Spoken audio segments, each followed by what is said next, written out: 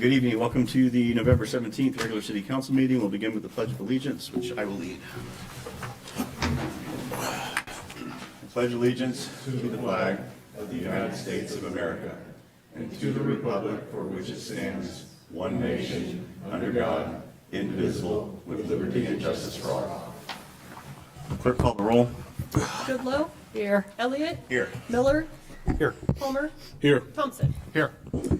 And we have a previously excused absence for Nancy Loquist, and if I could get a motion, Councilmember Beauchamp called in today. She is fairly ill, and so I would like to give her an excused absence. So moved. Second. Motion second to grant an excused absence to Councilmember Beauchamp. Is there any discussion? Hearing none, all those in favor signify by saying aye. Aye. I too will vote aye. Opposed? That motion passes. We have the proclamations published. There is no public comment. Move on to item 3A, Heart of the Downtown Award for Unity Park. This is under awards and recognitions.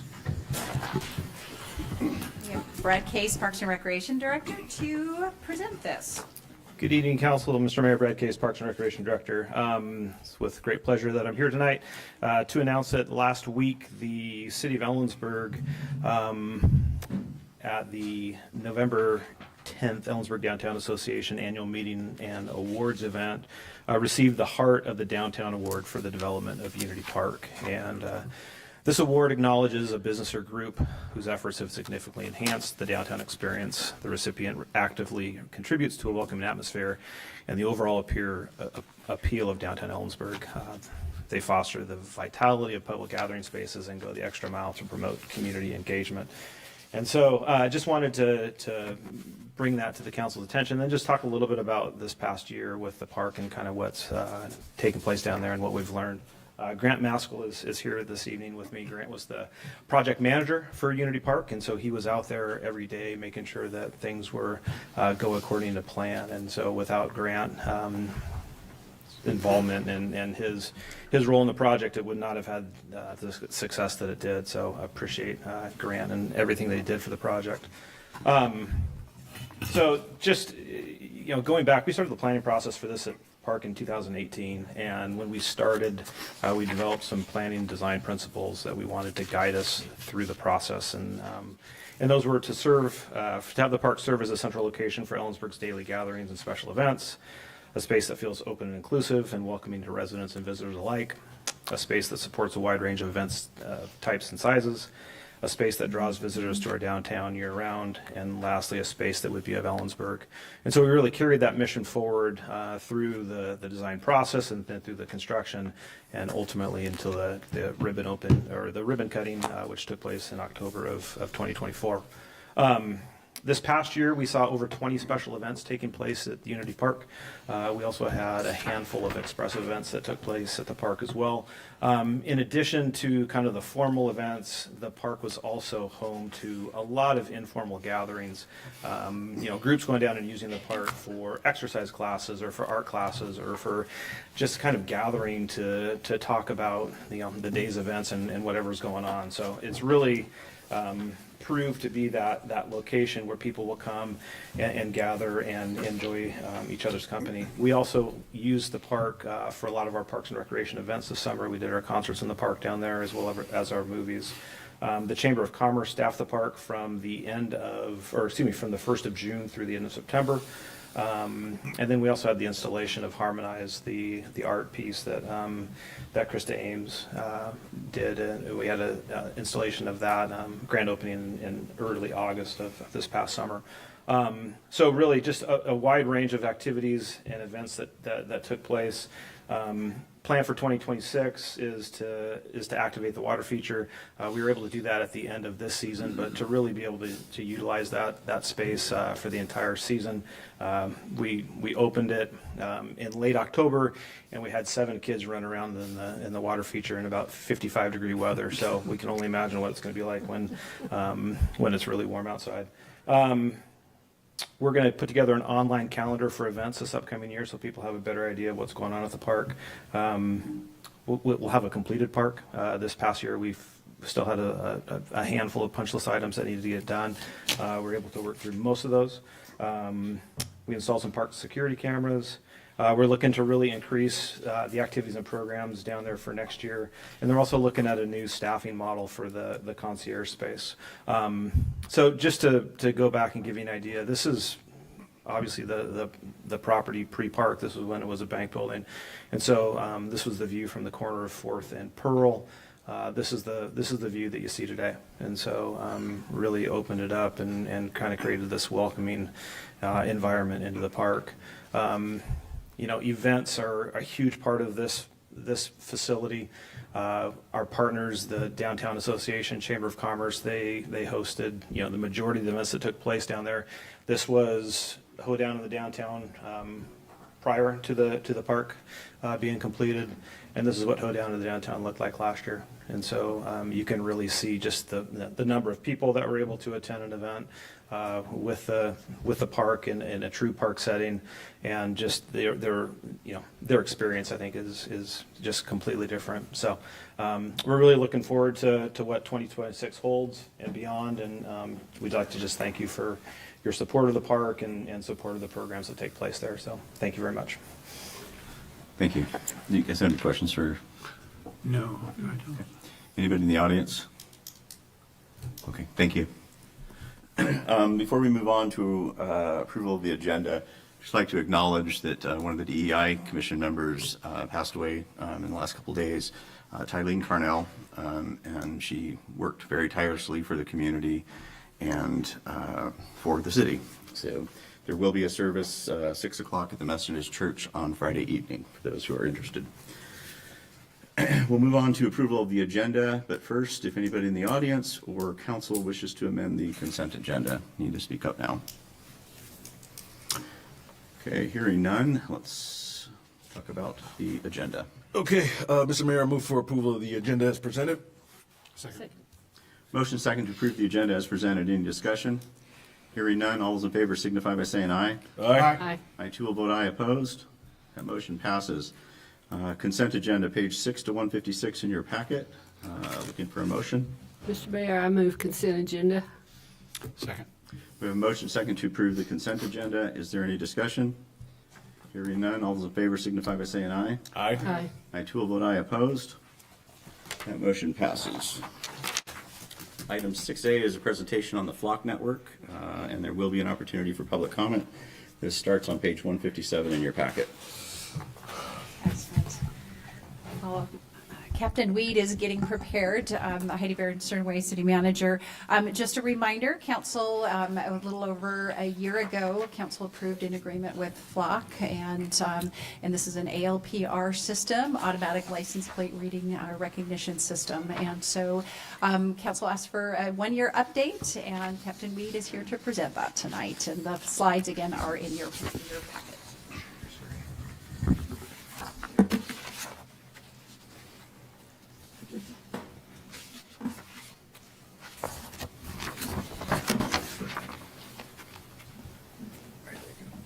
Thank you, sir.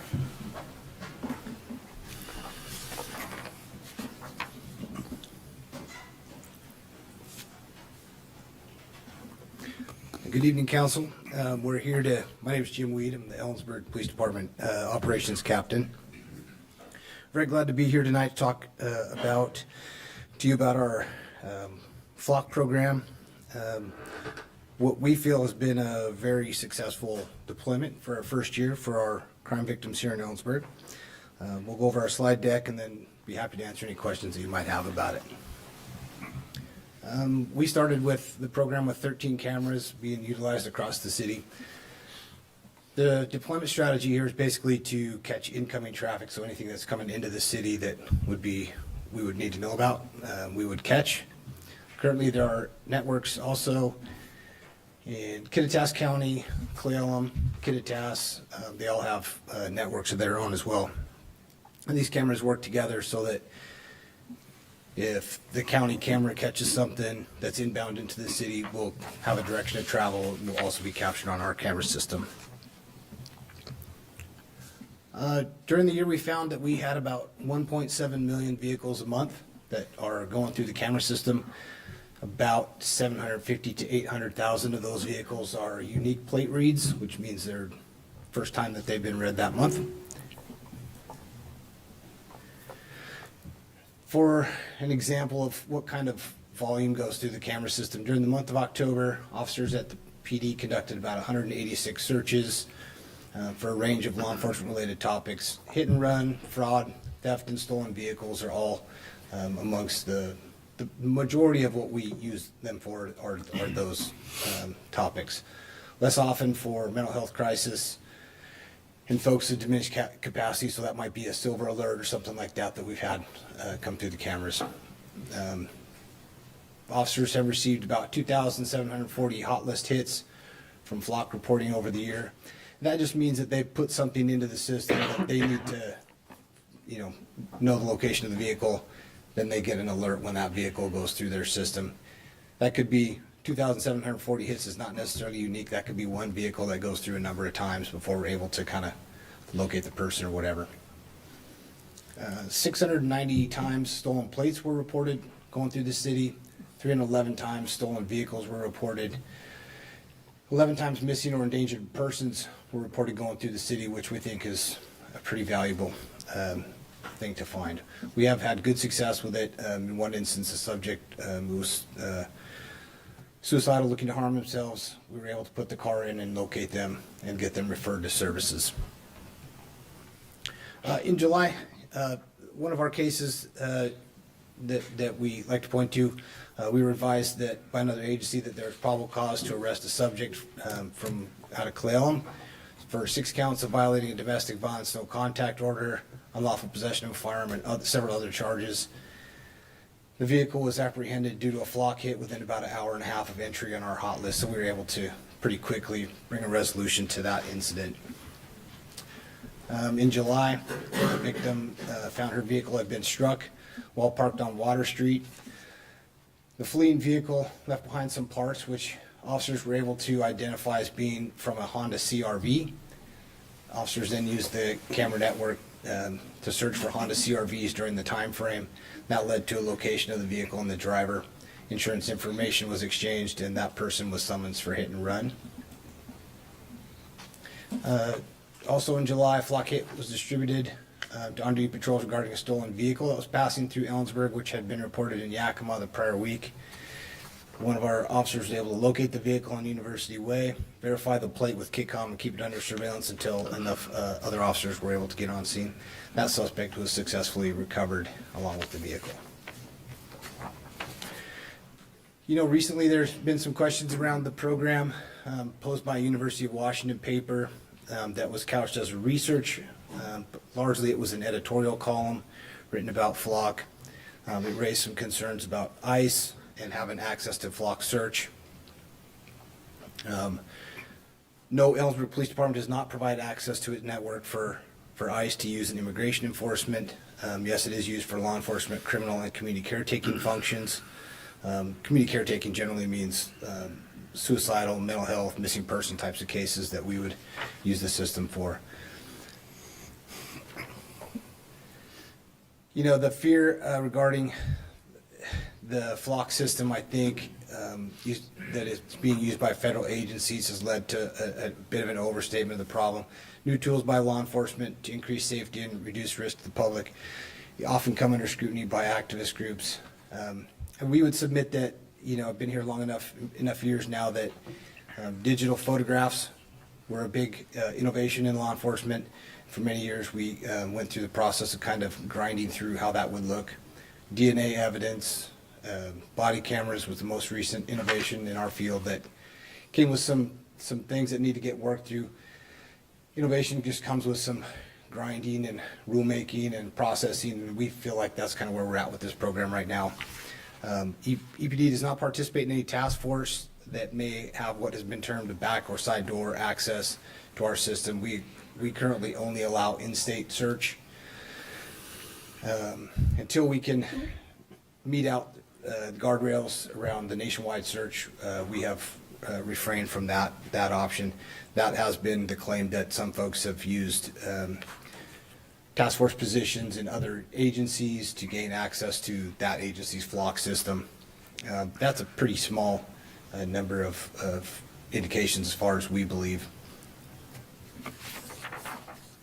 We have a flock transparency page located on the city's website. Our policy manual is also there. It contains the LPR policy if folks have questions about the program, and we're always interested to answer questions about it. But essentially, flock's been used or mentioned in at least 81 incident reports for us over the year that has led to several successful arrests and recoveries. Officers have used it for instance, a shoplift case that we had, someone got a vehicle description. We were able to use that vehicle description to put it into the system. And essentially what it has done for us is create the first string for us to pull on in an investigation so that we can kind of have some place to start and follow through on a case. Our use by officers has been completely within the policy. And like I said, new tools come with some new issues. We're working through those at this time and monitoring with other agencies across the state. There's a lot of talk amongst the WASPIC, the Washington Association of Sheriffs and Police Chiefs, about how to best utilize the tool and make sure that it's being used to the best effect for our local community. With that, I'll take any questions. Council question for Captain Weed. Yeah, Captain Wade, thank you for the presentation and thank you for the information. I am a big supporter of this. I think this has been great. I look at it as a potential to hopefully prevent things like human trafficking and those kinds of stuff. I know this came up during the Law and Justice Council, and I wanted, for the sake of folks here, could you tell us how a situation where someone does not have plates on their cars are tracked going through either Ellensburg or Kittitas County, how that would come up and how you guys would triangulate that? Yeah, so lack of plates is a bit of a problem for the system, but it's not a. The system has the capacity for individualized search. So, for instance, if you have a sticker in the back window that about deer hunting, or you have no rear bumper, or you have rear damage to the vehicle, or a rooftop tent or something like that, those characteristics can be searched in the system without a plate. It is not going to give us a stolen or non-stolen indication on the plate, but it has given us a number of times we've been able to use vehicle characteristics, like I mentioned with the CRV, her vehicle got struck on Water Street, and you know, there's sustained damage that she would ultimately end up paying for, but were it not for us to be able to get those vehicle parts, search the system, and find a plate from that. So that's kind of how the system works. There's no facial recognition. There's no facial photos taken. It's only generally the rear of the vehicle images that we get.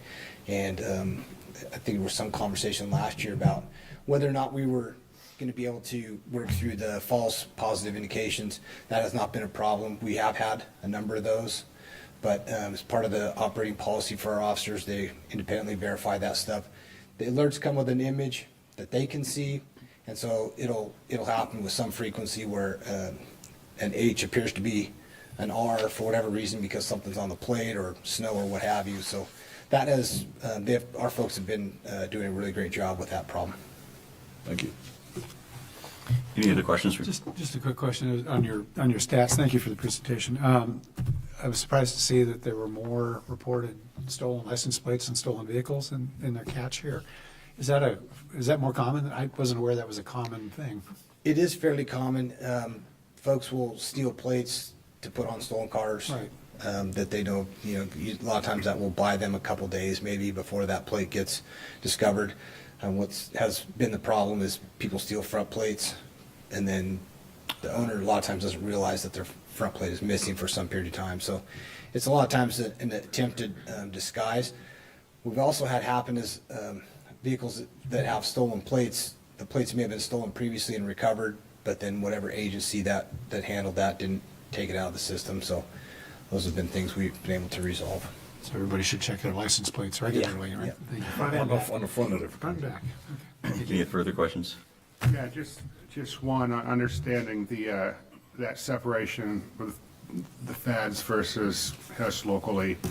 If there's somebody wanted on a federal crime, they would not be pinged or alerted by this system. Am I understanding that correctly?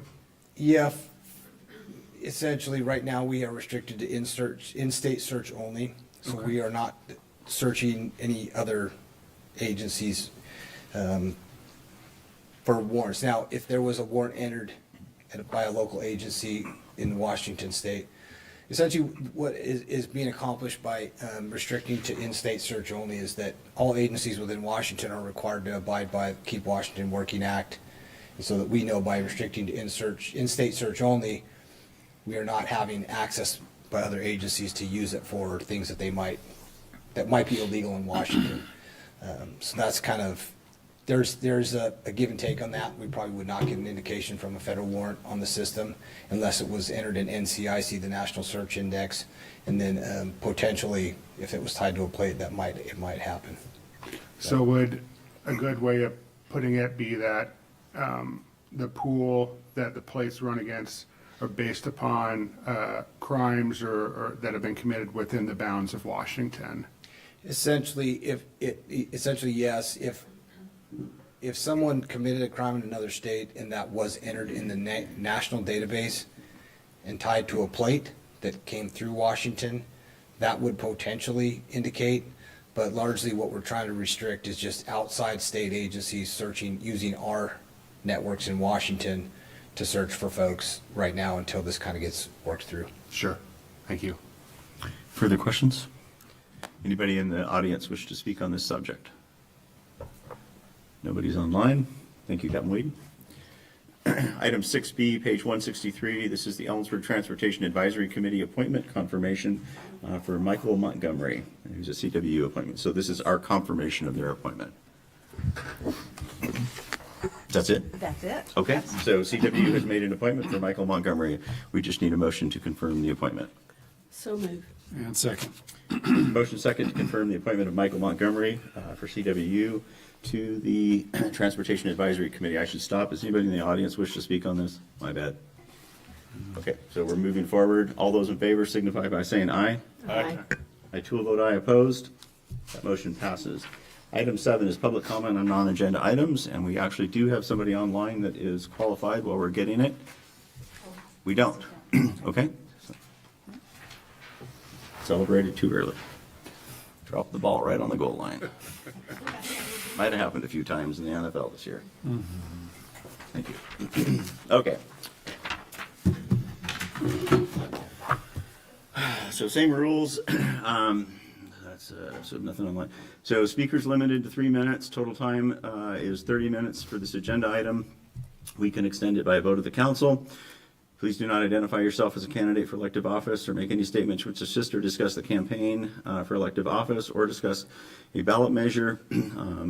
Speakers providing comments on non-agenda items only address matters on the registration form, and they must speak on a concern on something that concerns the city business or over which the council has control. When recognized to speak, state your name, whether you live in Ellensburg, Kittitas County, or elsewhere. State whether you're representing yourself or others, and the topic upon which you wish to speak before making your comments. Please don't disturb or impact the orderly conduct of the meeting, and please note that council doesn't take action on these issues. We may provide a simple referral or potentially take this up at a future meeting. So, and on our list, Mr. Kelleher to talk about the pool.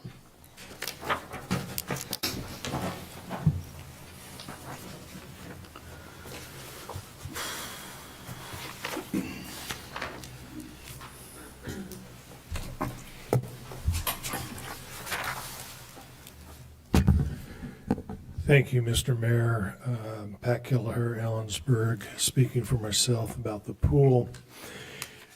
May 20th, 25, I submitted an inquiry asking whether any feasibility study or consultant report existed regarding replacement of the city pool.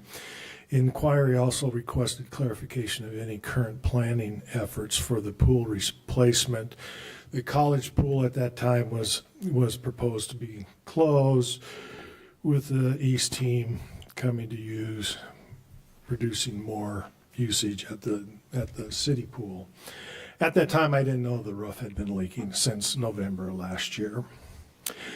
In June 16th, the city response, the city has not conducted any feasibility or planning for pool replacement at that time. The council took action on September 2nd.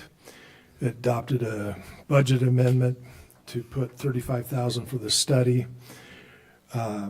to study the slope roof, and earmarked $500,000 toward roof replacement.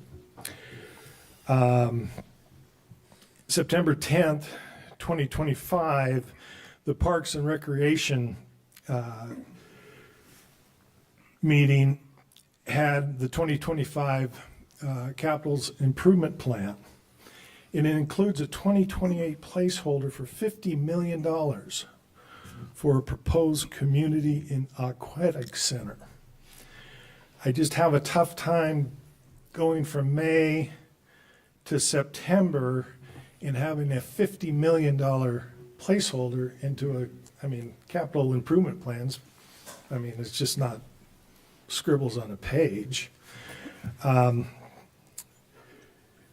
October 16th, I requested the status of the $35,000 budget for engineering study for the slope roof. City response, we have not started the process. November 13th, a request was submitted via the city's rumors and questions webpage asking for update status of the $35,000 engineering study for the slope roof, and no progress. Okay, and I have yet to receive a response.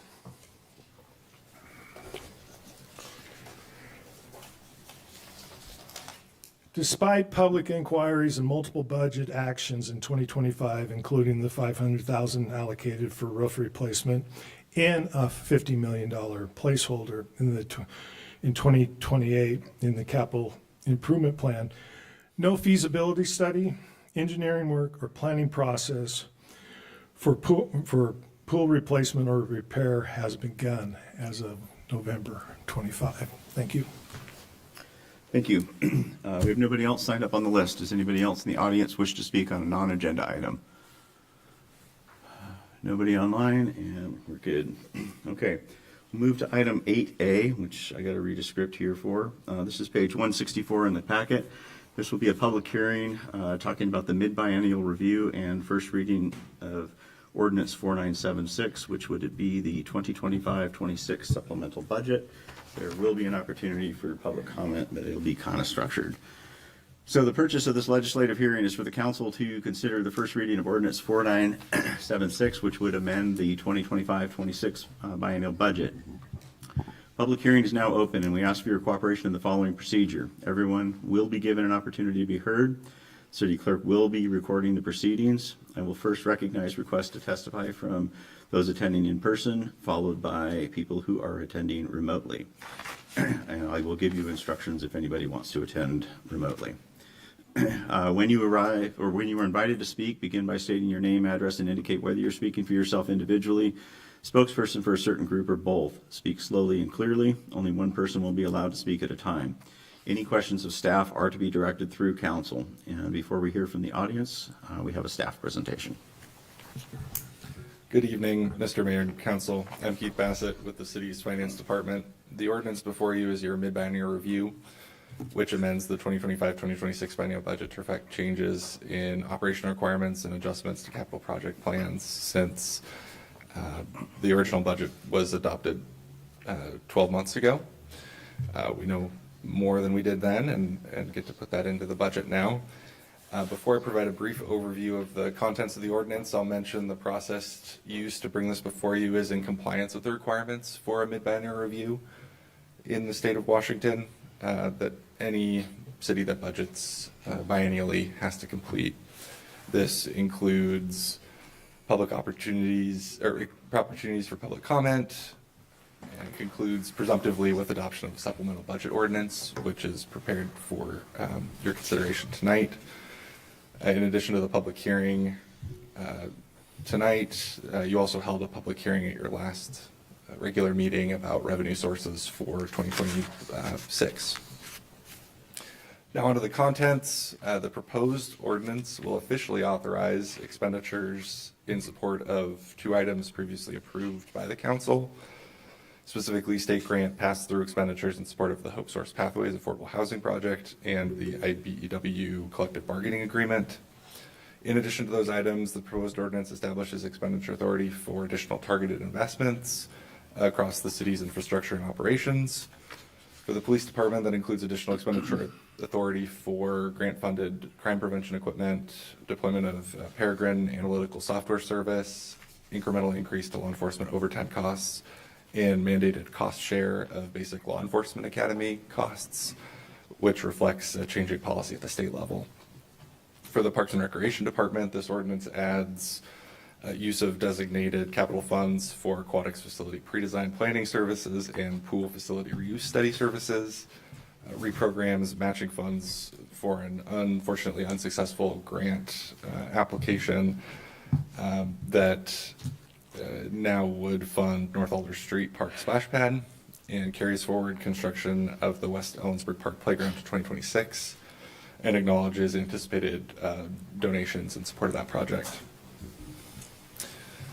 As far as the impact of the ordinance for the city's administrative functions, items include a payment from the Sales Tax Reserve Fund to the IT Internal Service Fund to build financial capacity for the ongoing Enterprise Resource Planning, or ERP, software replacement project, investing in the city's core business systems, carried forward of 2025 savings to engage consultants for priority-driven budget process and performance measurement consultant services to develop the 2027-28 biennial budget, and updated final closeout amounts for the city's prior self-insured employee health insurance program, which has now been closed out for almost a year, and would allow the city to wind down that program completely.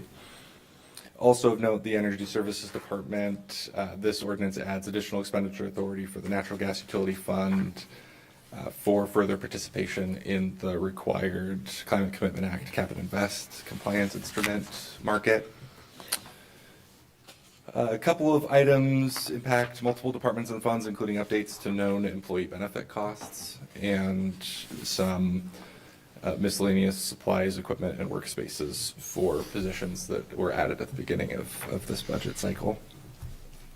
This ordinance reflects updated revenue forecasts throughout, as was discussed at your last meeting, and the net impact maintains anticipated 2025 and 2026 ending fund balances within the required fund balance thresholds. Detailed figures for each item by fund are included in Table 1, which is on page 167, and a summary of all items by fund are identified in Tables 2 and 3 on pages 172 and 173 of the agenda packet. Staff recommends conducting first reading of Ordinance 4976 after the conclusion of the public hearing. Thank you. We will open for testimony from the public. Does anyone from the public wish to make comment on this matter? Nobody online, so we'll skip the rest. Staff, nothing to add, I'm guessing. Council, do you have any questions of staff or the public? Seeing none, the public testimony portion of this hearing is now closed. Council may now begin its discussion and deliberation in the matter. Keith, as always, thank you for the information and from the Earl team on this. Kind of standard at this point of understanding how these, not funds move around, but how we do a reconciliation. So I've got no additional comment on this one. And I will make a move for, go back forward. I will make the motion to conduct a public hearing and approve first reading of Ordinance 4976, amending the 25-26 biennial budget. Second. Okay, so the motion is to actually do first reading on Ordinance 4976, which would take care of the 2025-26 supplemental budget. Is there any discussion? Hearing none, all those in favor signify by saying aye. Aye. Aye. I too will vote aye opposed. That motion passes. Item 9A, page 178, there will be an opportunity for public comment. This is second reading and potential adoption of Ordinance 4974.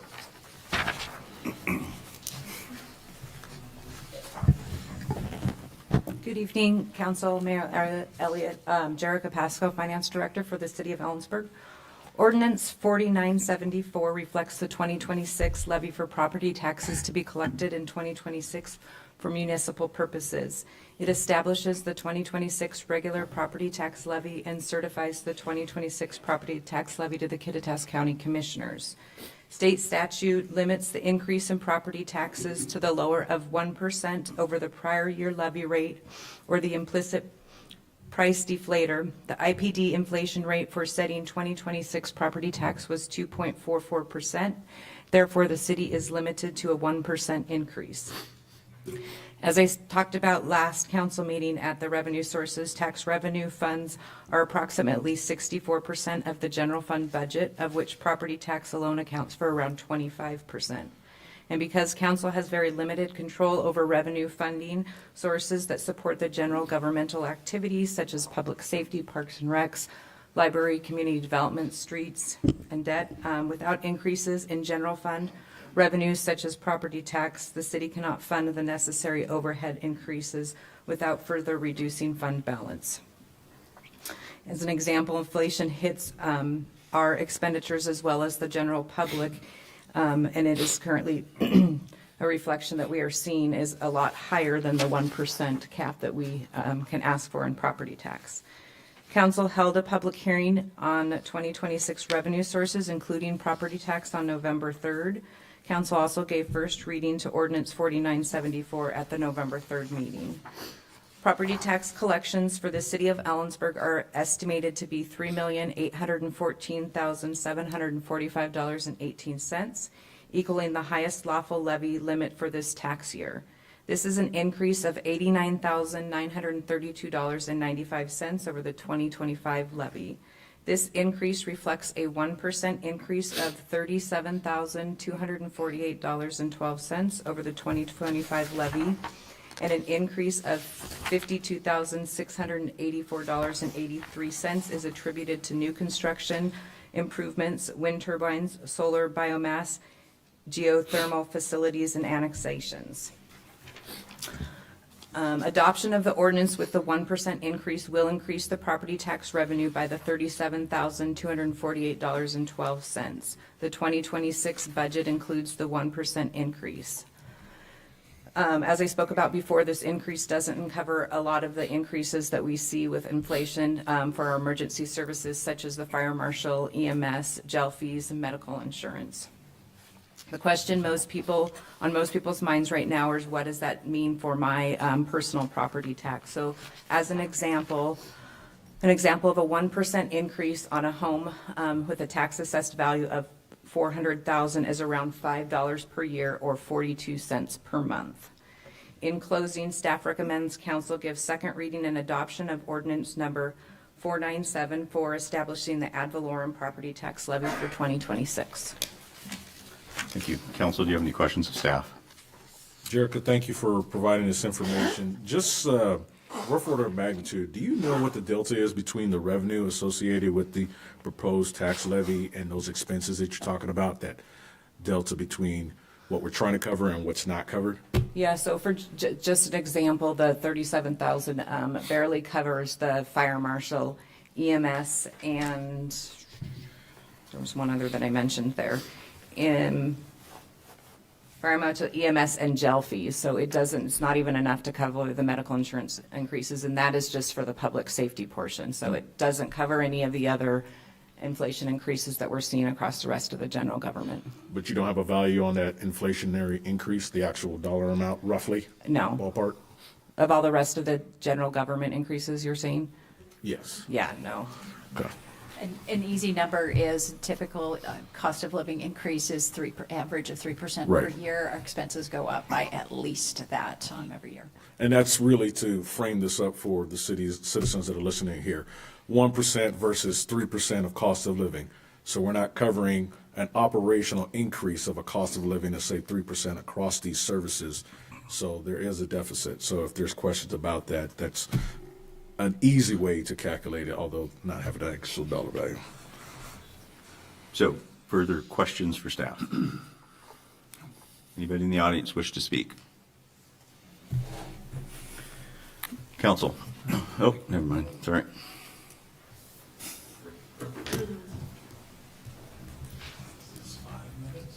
This is a 3. It's only when it's a public hearing, it's 5. That's it. I'm changing the rules for you, just for you. God, I appreciate that. It's 3 minutes. Pat Kelleher, Ellensburg, speaking on the 1% tax. Boy, it's sure good that nobody in the audience suffers from inflation. It's just the city. So just take that out of your budgets. Okay? This is a nominal amount of money. That's not what we're talking about, is the amount of money. It's $37,000 in a budget. Now, we got to update, but I'm using your table 7, trying to interpolate what it says from last council meeting.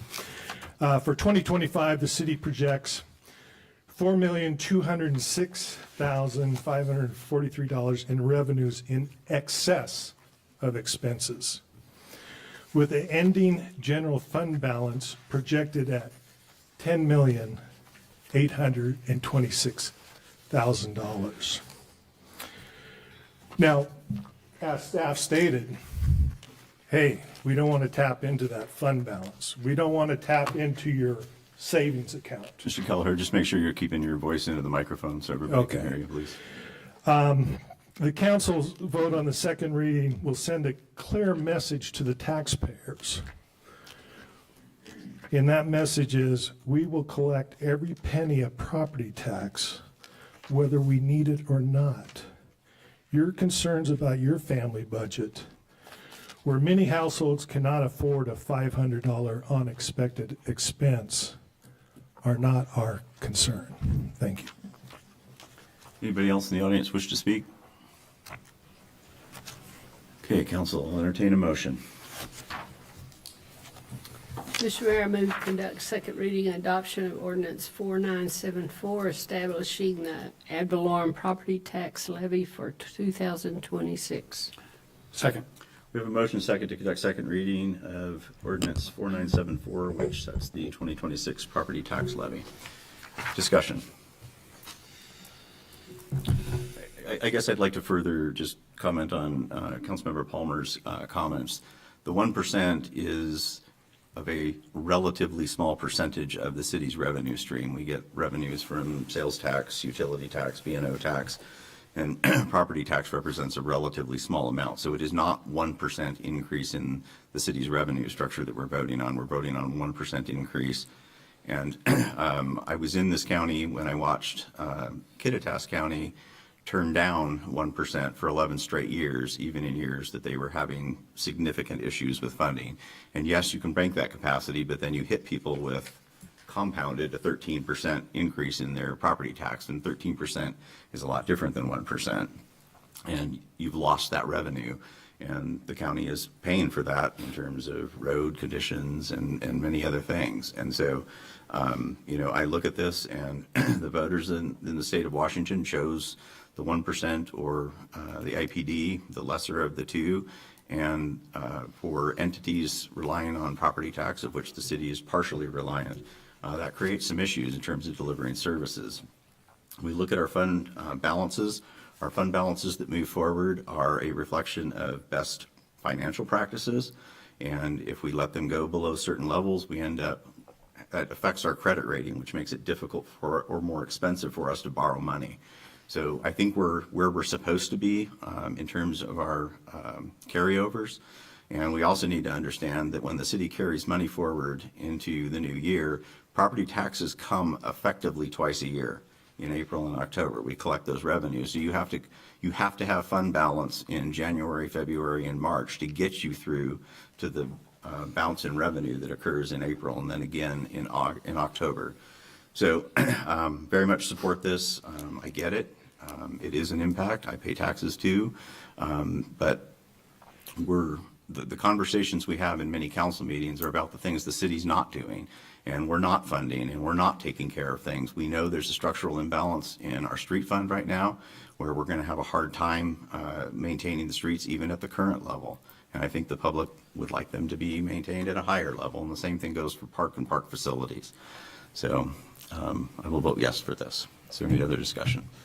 Just a comment on this, and it might kind of open up to like a little bit of an internal question. I know that we're up because of capital revenue associated with construction in our community. And that's another aspect of this that we need to keep in play.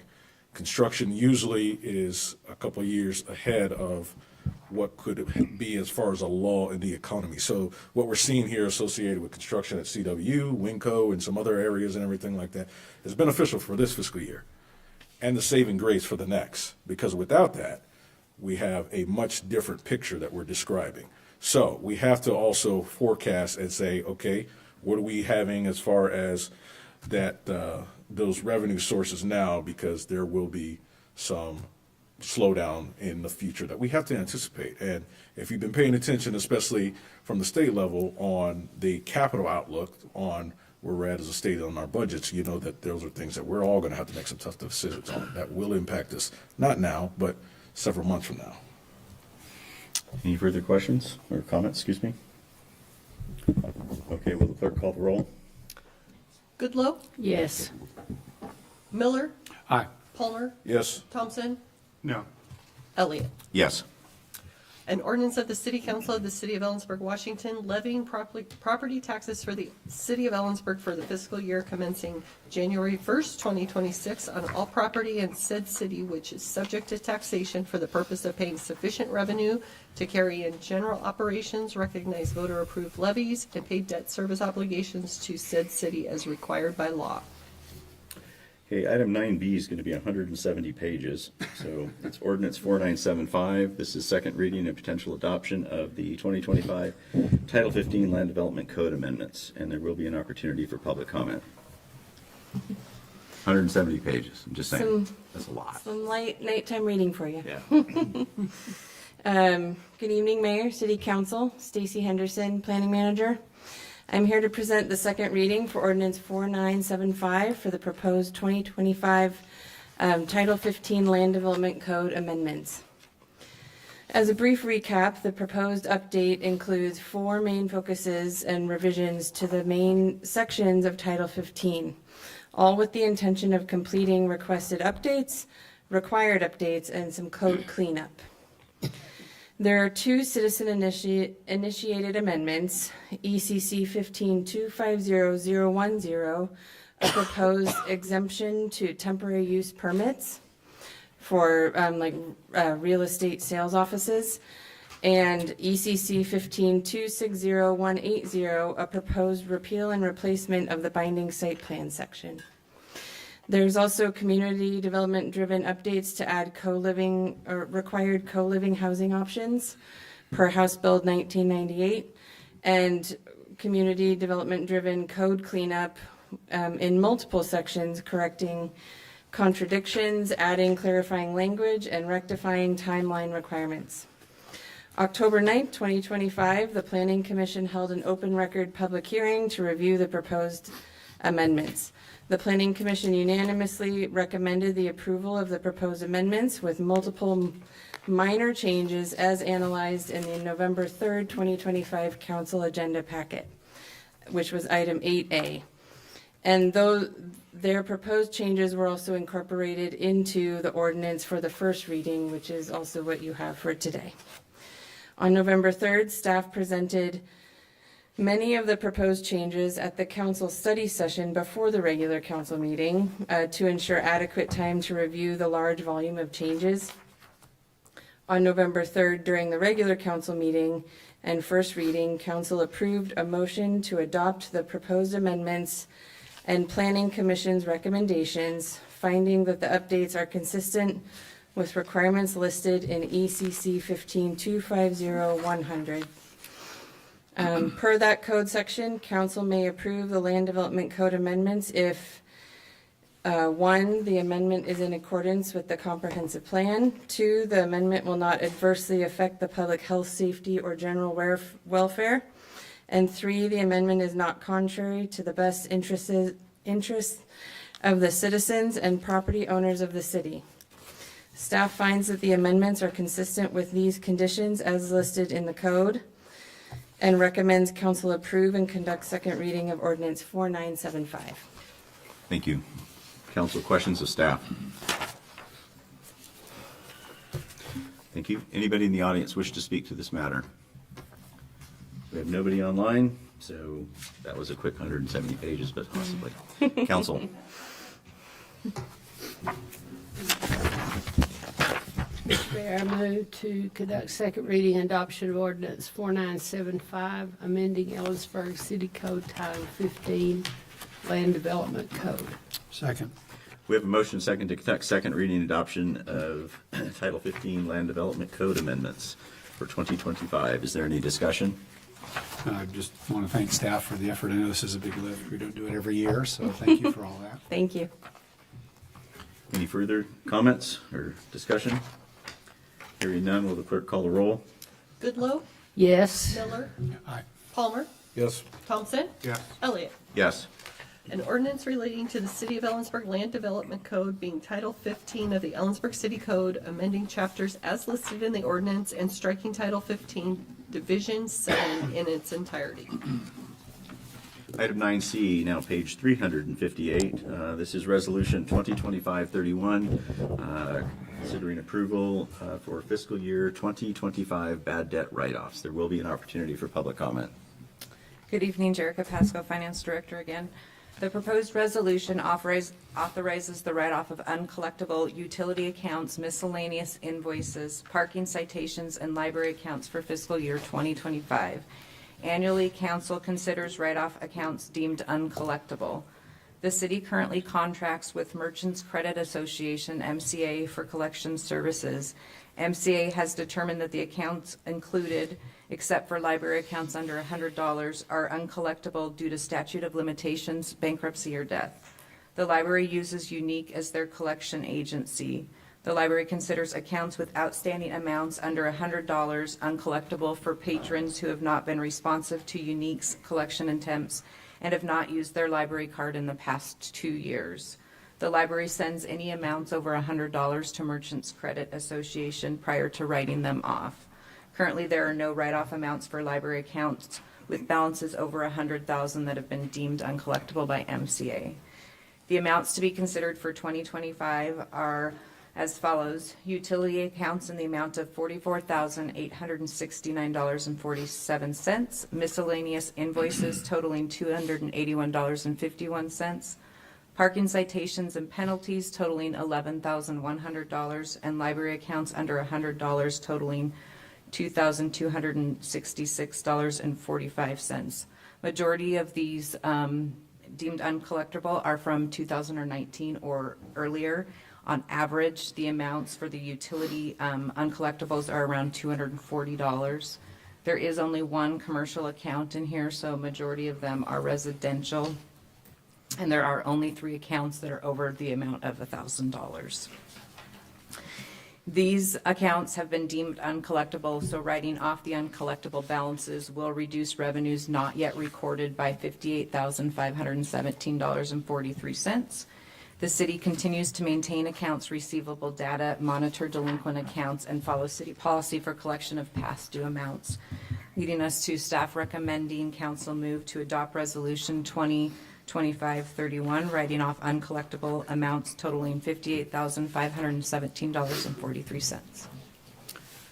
Council, questions of staff? Member of the public wish to comment? Okay, we need a motion on resolution 2025-31. Mr. Mayor, move to adopt resolution 2025-31, writing off uncollectible delinquent accounts totaling $58,517.43. Second. We have a motion second to adopt resolution 2025-31, which approves the fiscal year 2025 bad debt write-off. Is there any discussion? Yeah, just it's good to see that the utility delinquent accounts went down. This is the second lowest year in the last 6 years, so that's a good progression. But we did have a considerable spike with the parking citation stuff, so hopefully we can level that back out. So either way, it's progress downward. Keeping in mind too, sorry, that a lot of them are 2019 or so, so they were at the cusp of the beginning of, right before the beginning of COVID, so we were kind of in a different situation than for most. Gotcha. Any further discussion? Hearing none, all those in favor signify by saying aye. Aye. Aye. I too will vote aye opposed. That motion passes. We move on to item 11A, page 361. This is the Ellensburg Poet Laureate for 2026 through 2028. There will be an opportunity for public comment. Good evening, Mayor Elliott, City Council, Kelly Vandenberg, Arts and Economic Development Manager for the City of Ellensburg. Back on April 4th, 2022, City Council approved our inaugural Poet Laureate, Marie Marchand, who served in that role through 2024 and became an Arts Commissioner post-role. Tonight, it is my honor to ask Council to move to approve the Arts Commission's recommendation of Sarita Dasgupta, Ellensburg Poet Laureate for the 2026-2028 term, and the Poet Laureate contract as presented. It is my pleasure to introduce Arts Commission Chair Alex Eyre, who will introduce Sarita.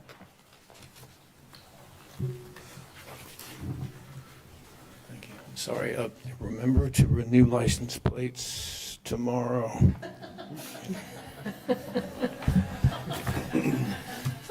Both of them. Madam City Manager, Mr. Mayor, City Council members, congratulations to those of you who were reelected to your positions. I'm Alex Eyre, I'm the Chairman of the Ellensburg Arts Commission.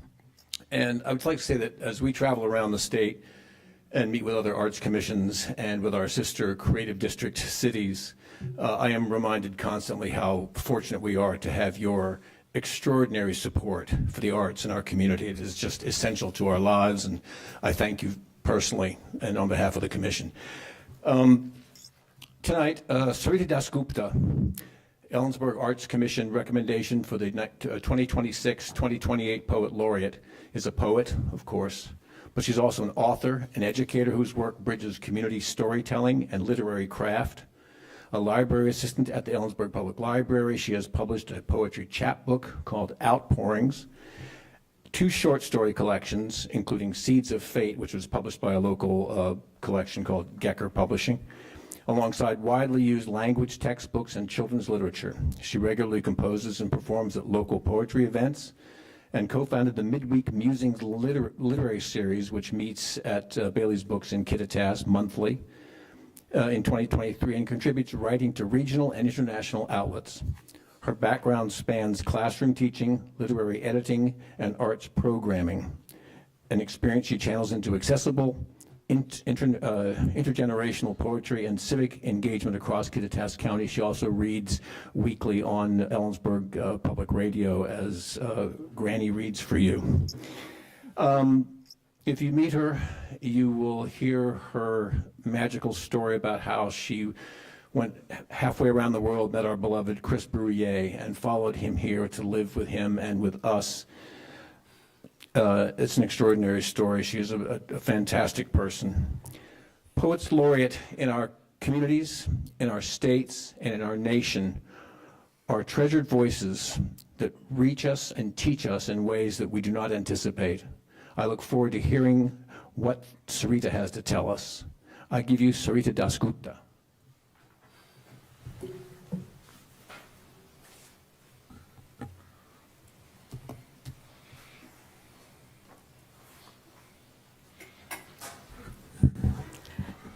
Good evening, everyone, Mr. Mayor and the council and everyone here. And it's an honor to be chosen by the Arts Council to be Arts Commission to be Poet Laureate, the second Poet Laureate of Ellensburg.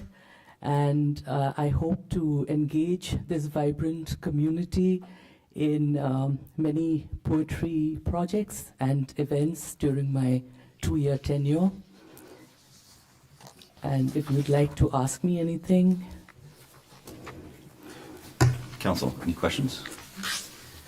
Other than thank you. Thank you Go very ahead. much. Oh, no, sorry. Thank you. Does anybody in the audience wish to speak? Hearing none, council, can we have a motion, please? Mr. Mayor, I move that we approve the Art Commission recommendation of Sarita Dasgupta as our Ellensburg Poet Laureate for the 2026-28 term and the Poet Laureate contract as presented. Second. We have a motion second to approve the Arts Commission recommendation of Sarita Dasgupta as the Ellensburg Poet Laureate for 26 to 28 term, and including the contract as presented. Is there any discussion? I'll just a comment as the council liaison to the Arts Commission. I've watched from not afar, but a little bit afar, and I know it's been a challenge to fill the shoes of our first poet laureate, and all the reports that I've received are that we've done just that. So we're all looking forward to your work and what you can share with our community. So thank you for stepping forward, and just thank you. Thank you very much. It's an honor, and I hope to do a good job. And also, for the record, I'm not married to Chris Brouillet. I'm married to Chris Hull. Okay. Thank you so much. Any further discussion? Hearing none, all those in favor signify by saying aye. Aye. I too will vote aye. Opposed? That motion passes. Thank you. Thank you. Item 11B is an interlocal agreement between the City of Ellensburg and Kittitas County for prosecution services. There will be an opportunity for public comment. This is page 374 in the packet. Good evening, Council. Chris Horner, City Attorney. You have in front of you our contract for prosecution services with Kittitas County.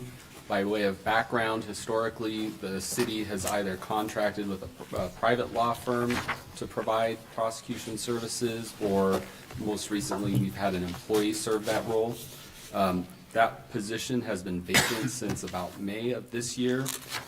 Filling it has been a little bit of a challenge.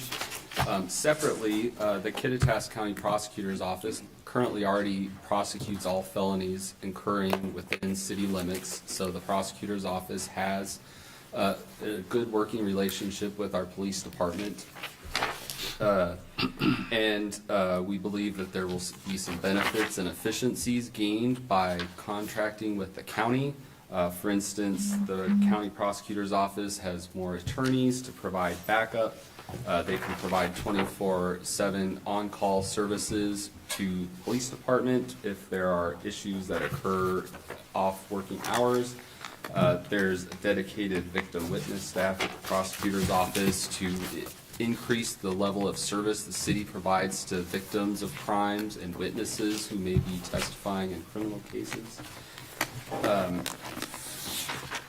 Funding for this would come from the staff position that's currently vacant. The city was also considering hiring an additional support staff because of increased workload. That instead of hiring another staff, that would go to Kittitas County.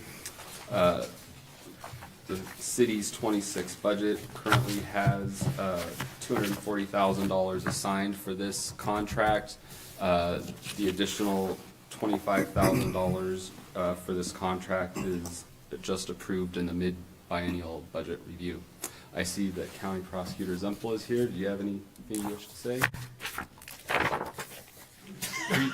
Appreciate you coming out. Okay, thank you. Council, questions of staff? Yeah, quick question, Chris. As far as kind of the caseload that essentially would be going over to the county, do we have an idea of what that looks like right now, or? It's about 700-800 open cases, and then I believe we get like 50 to 90 cases a month, new cases, and that's just the spectrum of, driving without license suspended, which is a smaller case, and, gross misdemeanors, which are more lengthy. I say that just to indicate how busy the county's office is with all the stuff that happens in our county. So much appreciation to Greg and team and all the police services for creating the cases. So, yeah. Further questions of staff? I don't, but I was going to comment. I think I'm sorry. It was related to that. Questions? No questions. Okay. Public comment? Okay, now we need a motion and then we'll talk. Okay. Well, I'll go for it then. I'll make the motion, Mr. Mayor, to approve the city manager's signature on the interlocal agreement between the city of Ellensburg and Kittitas County for prosecution services as attached or in substantially similar form. Second. We have a motion second to approve the interlocal agreement between the City of Ellensburg and Kittitas County for prosecution services with the city manager's signature. Discussion. Now you're up. Oh, thank you. No, I was just going to make the comment, just an observation for the public that may not put all the pieces together. The cost is substantial, but it is also true that when crimes are committed inside the city of Ellensburg, when arrests are made, that the city bears the cost of prosecution, bears the cost of incarceration and medical expenses as well for any prisoner. So this is just one part of that, but it is pretty essential. Any further discussion? Hearing none, all those in favor signify by saying aye. Aye. I too will vote aye. Opposed? That motion passes. Item 11C, page 385. This is the Arts Commission 2026 Project Grant and Spending Plan. There will be an opportunity for public comment.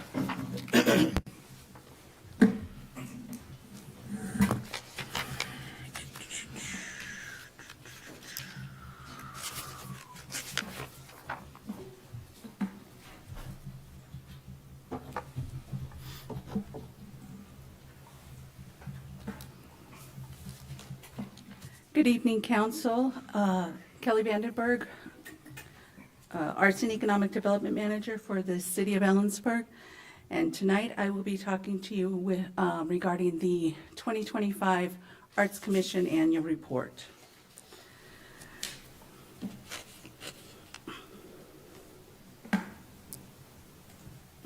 Okay.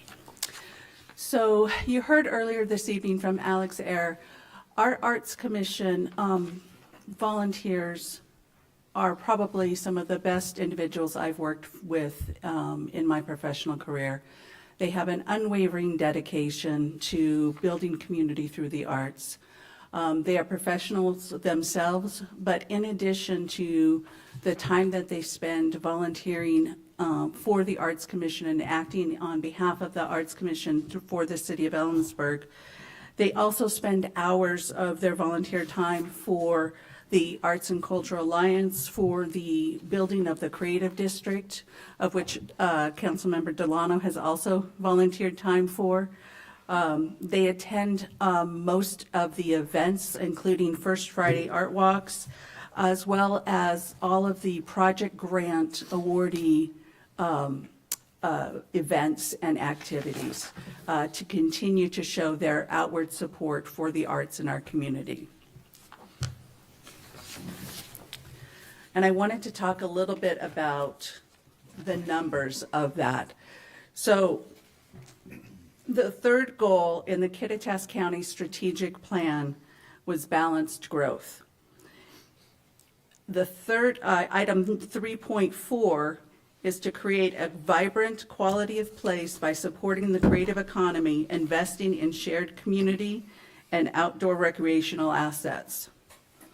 And what you see before you is a comparison as we started tracking data. So in 2022, the number of creative jobs in Ellensburg, now this is the 98926 area code, was 708 jobs. That has increased to 729. Not a significant increase in in numbers, but it is going in the right direction. But when you get down to the total industry earnings, in 2022, that was 34.3 million. And as you can see in 2024, that has increased to 43.4 million. And that is just in the those last 2 years. Let me move this down a little bit so you can see the bottom. Whoops, wrong one. So then the total industry sales, we did not have the opportunity to track that for 2022.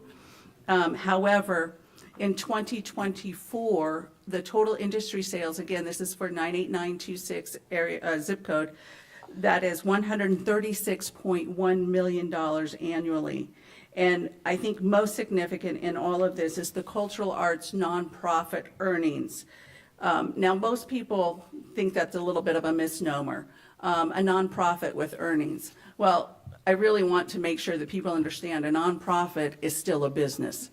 It's just a business that's not in the business of making profit. It's in the business of building community.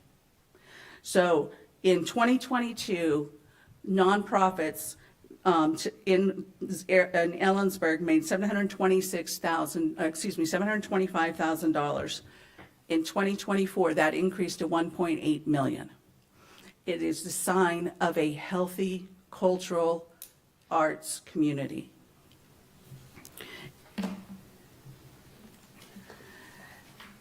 The creative economy is a mix of different jobs, and the last time I presented to council, I reviewed some of those jobs within the creative economy.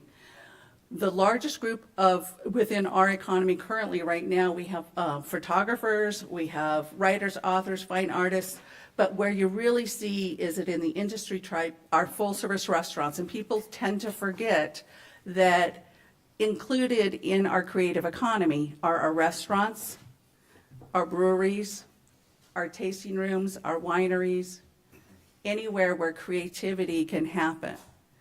If you realize, when we look at the brewmaster program at Central, they're crafting. So it gets to, be included in that. And Ellensburg has a very robust industry in the creative arts. And I wanted to share a couple of comments with you based on the impact of arts on the economy from the Arts and Economic Prosperity Report that was published in 2023. Arts and culture drives commerce to local businesses. In 2023, the average attendee to an event spent just under $40 at an ancillary business, whether it was a restaurant or a retail shop, in addition to going to that event and or spending money at that event. The arts and culture build more livable communities. 86% of people surveyed said that the arts and cultures were important to the quality of life and their community's livability. A vibrant art and culture community keeps residents spending locally. Rather than going to a different town that's got that really cool event, people stay in Ellensburg because Ellensburg has that cool event. They're spending money locally.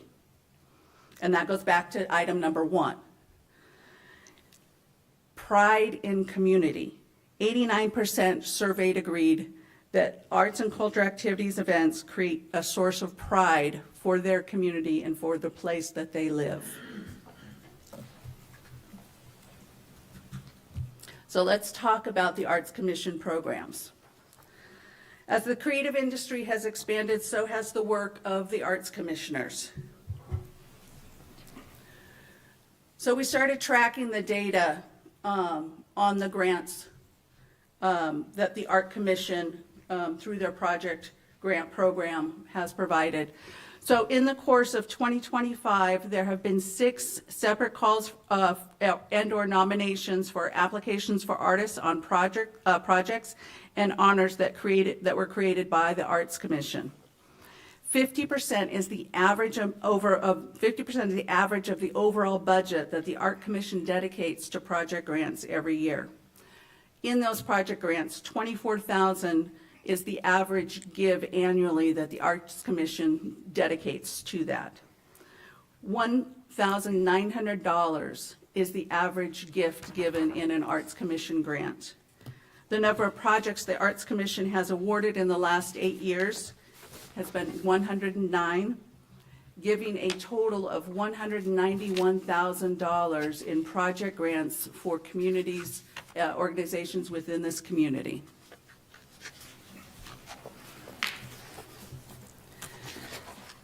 And I love building word clouds, right? So when I look at this word cloud, to me, what it reads is that the arts are helping define our community. When you look at the funding by discipline, and you see that we have music, theater, and fine arts are the most often awarded projects, it's because we're receiving the most applications for those projects. We are looking at focusing on youth programming, educational programming, and our literary arts to help build that. And a lot of this, what you see in the theater, is we didn't break it down into a secondary, so a lot of the theater is also part of that youth programming. So if we broke that into a secondary category, you'd see youth programming go up. So when we look at our program highlights, and I'm not going to go through every single item on this. I'm happy to send this out. But I really want to touch upon within our First Friday Art Walk program. So this year, July 4th fell on the first Friday. Anybody who's walked around on the 4th of July in downtown Ellensburg, it's a little quiet. It's a little quiet.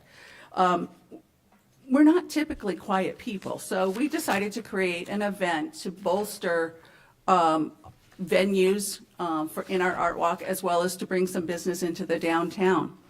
So we created the Ignite the Arts event, and participants in that event were our art walk venues, downtown restaurants, wineries. There was an event at Unity Park, and Valley Theater Company was holding a show of The Sound of Music, and they opted to do the pay what you can event for the 4th of July. VTC said that it was the third largest audience they had had in their 26-year history of doing community theater. Unity Park was busy, downtown businesses were busy, and we saw an increase in foot traffic for First Friday Art Walk venues. One of the other things that we're looking at in our public art and city art program, we had the installation of Harmonize that we saw Director Case mention earlier. But one of the things that we have been very successful at is the formation of our Ellensburg Mural Society. And we're working with individuals in our Landmarks Design, our Downtown Association, and the City of Ellensburg, along with a team of volunteers, to focus on mural restoration, new murals, and graffiti abatement. We are meeting monthly. Our next meeting is January 8th at the EDA office, and anybody that wants to attend those meetings are more than welcome. I love putting people to work. When we look at some of our creative district programming, I really want to focus on the community calendar. It was something that we talked about a few months back. That will be launched by the end of the year. And what's exciting is when we first started this project, we looked at the fact that CW, we were going to have API pull from CW Wildcat tickets. Well, the project's taken a little bit longer, but it's been worth it because CW invested additional funding for this project so that it wouldn't just pull from Wildcat tickets, but it will pull from all CW events. So all lectures, all concert series, all non-ticketed events and activities such as Wayfair will all be part of this community calendar, and really creating a event bridge so that people can enjoy the resources and beautiful art that is on campus. The other thing I want to point out is that we have been working with Moses Lake and Soap Lake on a sister city regional marketing plan, looking at how to bring tourism in for a long weekend getaway and visit our 3 different sister cities for the Creative District. And of course, our awards and distinctions. You met Sarita Dasgupta earlier, our new Poet Laureate. Thank you for that. And then last week, we had the honor of awarding Kara Honeycutt as our 2025 Arts Treasurer and Mike Milkowski as our 2025 Arts Advocate for the City of Ellensburg. So when we look at the priorities ahead for 2026, we have a lot of priorities, but there's a lot to get done. There's a lot of activity. We will launch the Ellensburg Community Calendar. We'll continue to work with partners on implementation of the Creative District, including that regional marketing campaign I just spoke of. We're going to explore a catalog system. We had a meeting with ArtsWA, Mike Sweeney, and the catalog system they utilize is incredibly expensive, so we're going to look at a different model and get a little scrappy to find a way to move our public art library online and make it digitally accessible for all members of the community. We're going to continue to support the newly formed Ellensburg Mural Society and continue to continue to expand resources for art and art entrepreneurs, including working with Steve Townsend, a private investor in our community, to really focus on teaching artists the art of business and building that combination workshop. And then we're going to look at, and continue to build our data analysis for the Arts Commission programming. I think capturing the data and showing the connection to actual economic development is critical for the success of any program. And really looking at the creative district and beginning that second wave of the wayfinding. And before you now, you have the list of the proposed 2026 grants. And those are also in your packet in the staff report.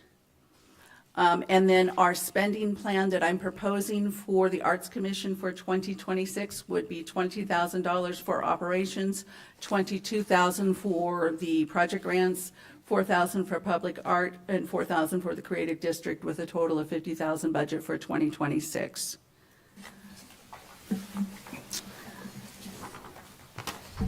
At this time, I would like to request that the City Council move to approve the Arts Commission grant and recommendations and authorize the 2026 grant funding awards in the amount of $22,000 for the 2026 Ellensburg Arts Commission, and move to approve the 2026 Art Commission spending plan as presented in the staff report.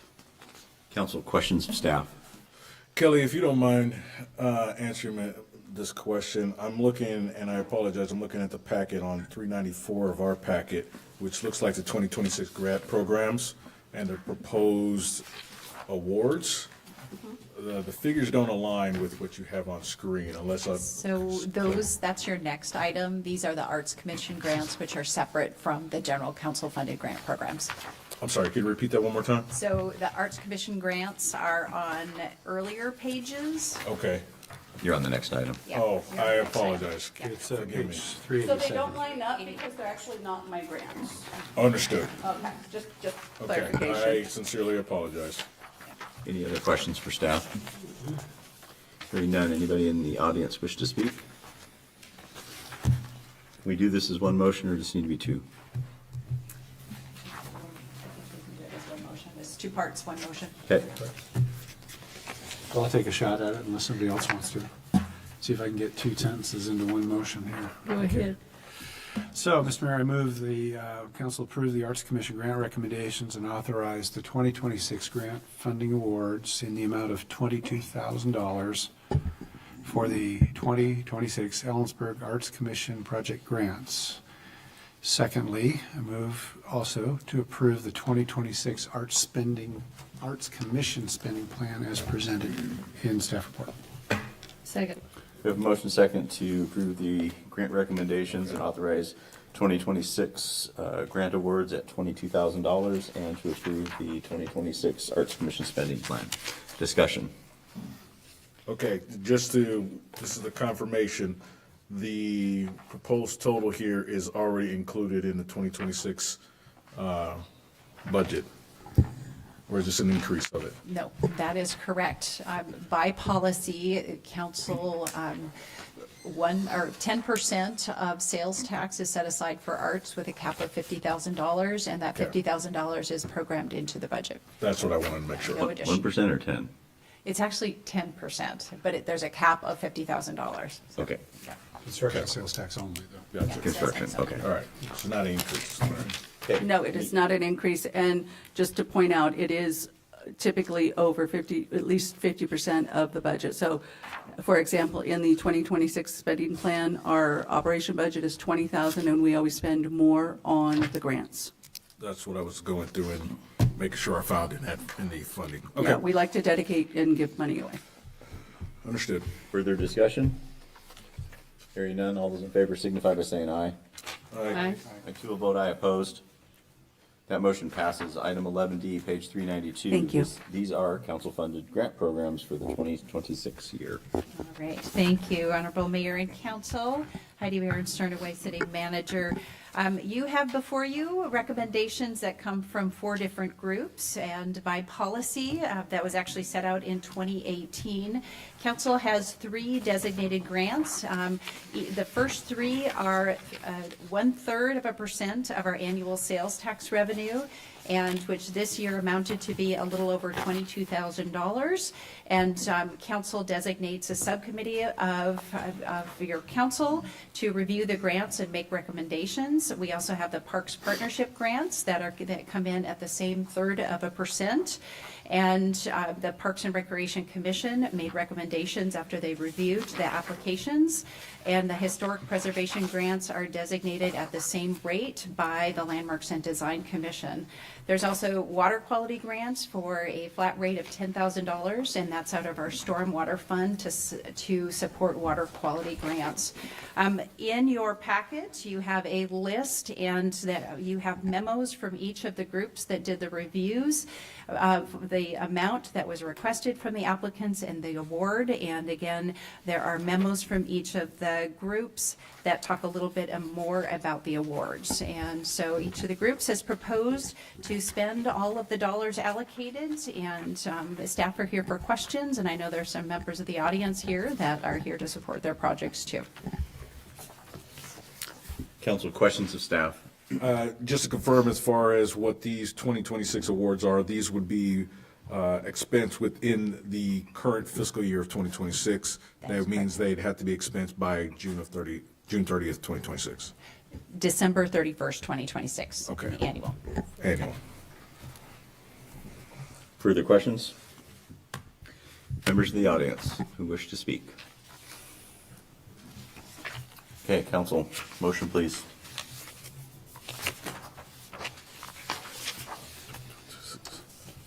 Okay. Is there likes to make motions? Somebody wants to do it. Somebody, come on. I'll make the motion to recommend the awards and authorize the 2026 grant funding in the amount of $22,225.94 for the community grants, park partnership, historic preservation grants, and $10,000 for the water quality grants. Need a second? Second. We have a motion and second to authorize 2026 funding awards in the amount of $22,225.94 for community grants, parks, historic preservation, and $10,000 for water quality grants. Discussion. I'll just say that I'd like to thank all the committees for the work they did. I know Councilmember Goodlow, Bocham, and I were the committee that went through the council funded grant applications, and as the table indicates, we had a request of over $74,000, but we only had $22,000 and change to spend. So it was challenging. We think we made some good choices, and we wish we had more money to spend, obviously. But notable in this, I think one that is near and dear to my heart, at least, is that we, for the first time, the city of Ellensburg is helping to fund food security through the Fish Open Table program. And that's been something that we have been advocating for. Some of us have been advocating for a number of years. So I'm glad that the stars aligned and their applications fell into the grant cycle. So. Any further discussion? Hearing none, all those in favor signify by saying aye. Aye. Aye. I too will vote aye. Opposed? That motion passes. Item 11E, page 402. This is an amendment to the interlocal agreement between Kittitas County, cities of Ellensburg, Roslyn, Cle Elum for consolidated lodging tax grant process. There will be an opportunity for public comment. Hello again, Kelly Vandenberg, City of Ellensburg Arts and Economic Development Manager. This evening, you have before you the amendment for the interlocal agreement, and each year the individual municipalities allocate 13% of the year's prior lodging tax for the consolidated grant application process. Those grant applications are open to organizations and activities that will increase lodging tax revenue for the following year. So it's a very exciting and worthy program. We just on Friday finished our 2025 consolidated lodging tax process. As we were reviewing this, there's really two items. It's the amendment for the interlocal agreement. As we begin and process these applications at the county level, it is quite a heavy lift. And the auditor's office does not have the capacity to offer up staff to do this any longer. So we've agreed to share the administration costs for Ellensburg. That's a change. It's an additional $7,717 of LTAC funding, in addition to the 13%, as well as looking at a quarterly reimbursement cycle versus annual reimbursement cycle. And that will, again, reduce the workload all at one time, making it more efficient, as well as having it so that the reimbursement process moves faster and gets the money back to the individual organizations. So those are the two changes in the interlocal agreement. And with that, I move to authorize the mayor to sign on behalf of the city of Ellensburg the amendment to the interlocal agreement between Kittitas County and the cities of Ellensburg, Roslyn, and Cle Elum for a consolidated lodging tax grant process as attached in or substantially similar form. Approve necessary budget adjustments. I make that motion. Hang on, questions of staff? Anybody in the audience? Now we're back. I make that motion. Move to authorize the mayor to sign on behalf of the city of Ellensburg the amendment to the interlocal agreement between Kittitas County and the cities of Ellensburg, Roslyn, and Cle Elum for a consolidated lodging tax grant process as attached or in substantially similar form, and approve the necessary budget adjustments. Second. We have a motion second to authorize the mayor to sign the agreement, which amends the interlocal agreement between Kittitas County, Ellensburg, Roslyn, and Cle Elum for the consolidated lodging tax grant process and makes necessary budget adjustments. Is there any discussion? I just have a question. Kittitas is not a part of this? Do they not do any? I'm Yeah. just curious about that. They do it, but it's actually, no, they don't. They Yeah. do have a very small amount of lodging tax, Yeah. and they're considering it. They are not a part of it at this Yeah. point. I don't think they actually have a hotel right now. Yeah. Any further discussion? Hearing none, all those in favor signify by saying aye. Aye. I too will vote aye, opposed. That motion passes. Item 11. Thank you. Thank you. Item 11F, Clean Energy Implementation Plan, 2026 to 2029. There will be an opportunity for public comment. This is page 418.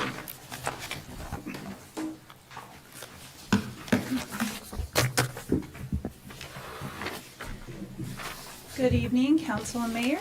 Nicole Baker, Energy Resources Manager for the City of Ellensburg. City staff, and consultants have been working diligently on the 2026 to 2029 Clean Energy Implementation Plan, or CIP. This plan will set the outline for the city to continue to provide clean, safe, reliable, and affordable energy for our electric customers. This plan is required every 4 years. We did our first one in 2021 to cover the years 2022 through 2025. So this is the updated CIP for the years 2026 through 2029. Following a public input period and a workshop, we presented, or the consultants and city staff presented to both the Environmental Commission and the Utility Advisory Committee in this October. Both sent forward positive, favorable recommendations for council to adopt this plan. So we have the consultants with us virtually, and I'm going to go ahead and pass it along to them now. I would like to introduce the consultants we've been working with, Ted Light with Lighthouse Energy Consulting, and Angela Long with Rockcrest.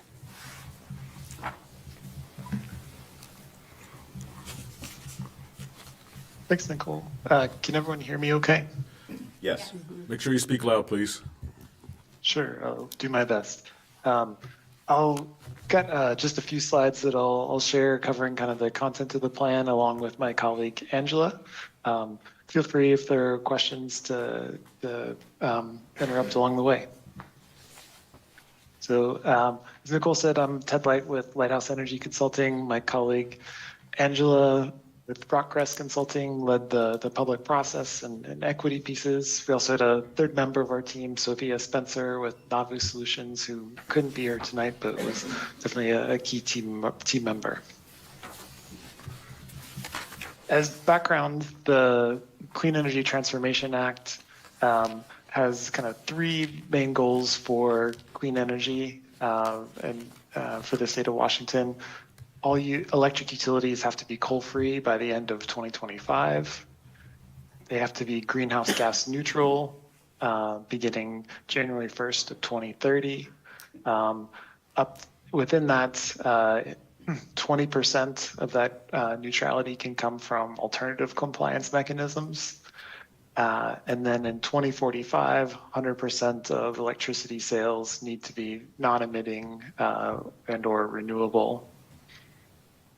There are also provisions in CETA to make sure that the transition happens equitably and for utilities to track and reduce energy burdens for their customers. As Nicole mentioned, CETA requires electric utilities to produce a clean energy implementation plan every 4 years. That's the utilities' kind of intermediate plans for how they'll meet those goals for CETA. So the CEIPs need to include targets covering the 4-year periods for clean and renewable energy, energy efficiency, and demand response. It also includes requirements and content to ensure that that transition is equitable. During our presentations with the Environmental Commission and the Utility Advisory Committee, there were some questions that came up around natural gas.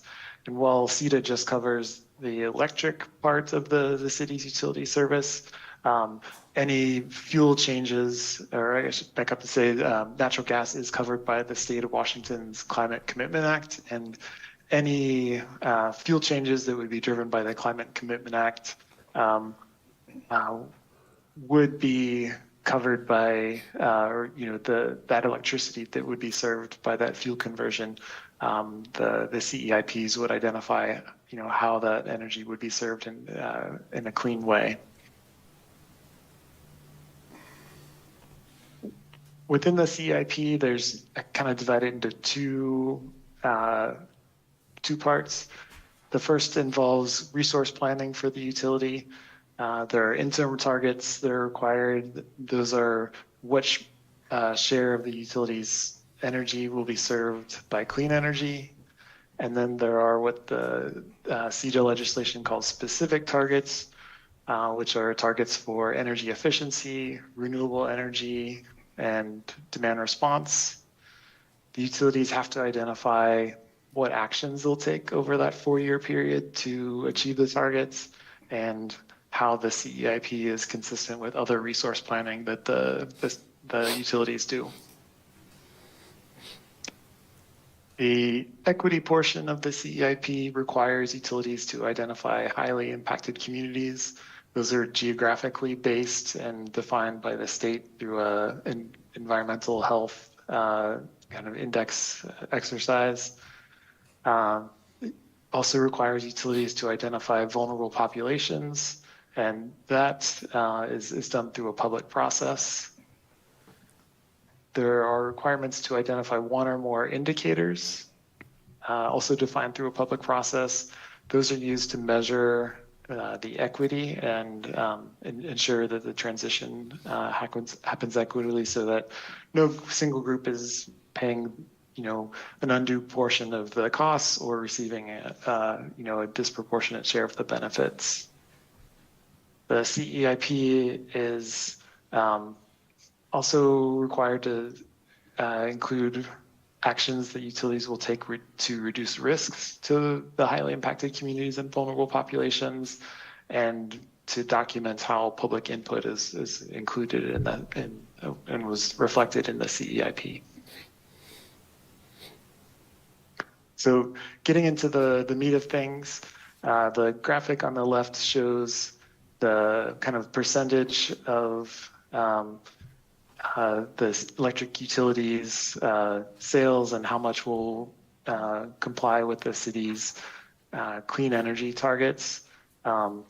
Over the next 4-year period, which is the first 4 years on that graphic, approximately 91% of the retail load served by the utility will be from clean energy resources. In the long term, looking out to 2030, there will be a need to comply with that 100% carbon neutral requirements. The city will likely need to acquire some RECs or other renewable resources, but that's still, I guess, quite a 5 or so years away. And so no explicit actions are needed in this interim period of 2026 to 2029. The city's electric utility service is already very clean from being a customer of BPA and benefiting from the clean hydropower and nuclear energy as part of the federal system.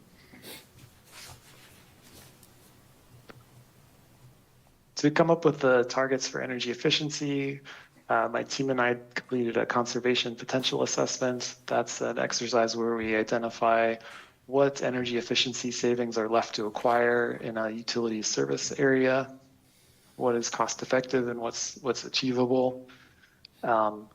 We identified a 4-year target of just over 3,200 megawatt hours, and that target should be achievable through the city's continuation of its current energy efficiency programs. We did a similar assessment for demand response.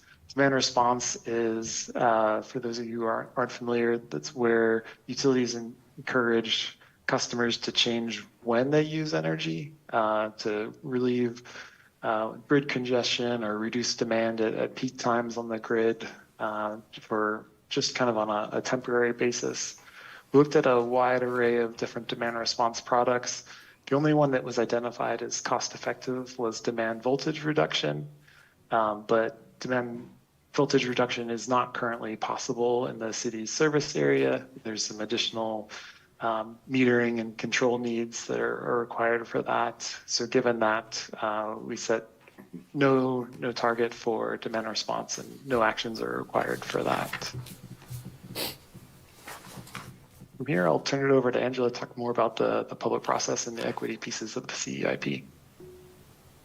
I just want to apologize in advance. My son gifted me with a pretty bad cold, so Ted's going to help me out if I have a coughing fit or sneeze or anything like that. So I'm going to walk through how Ellensburg met the CETA requirements for identifying highly impacted communities and vulnerable populations. So in the state of Washington, the Department of Health has an environmental health disparity analysis that they provide utilities to use to determine if they have any highly impacted communities. And so in this case, Ellensburg does not have any highly impacted communities. Next slide. CETA also requires identifying, like Ted mentioned, identifying and defining vulnerable populations. To meet this requirement, Ellensburg utilized a multi-step approach. They conducted community organization surveys through their sustainability and energy plan, where they conducted in-depth interviews with 8 community organizations and specifically asked them questions tied to the CETA requirements. And those responses served as the foundation for us to start to define vulnerable populations. We used those surveys as a starting point for a public workshop that we held on September 23rd of this year. That was a hybrid public meeting where we shared out all the survey findings, and then we did interactive polling to validate which groups were of the highest priority for those participating in the public process with us. And then we also identified risk and indicators using the community organization surveys as a starting point. And then lastly, we took these vulnerable populations and once we collected all the feedback, we identified 3 groups. We have populations in unaffordable housing, low-income families, and low-income families living in inefficient homes. And we shared that, as Ted mentioned, with the Environmental Commission, which was supportive of our plan. Next slide.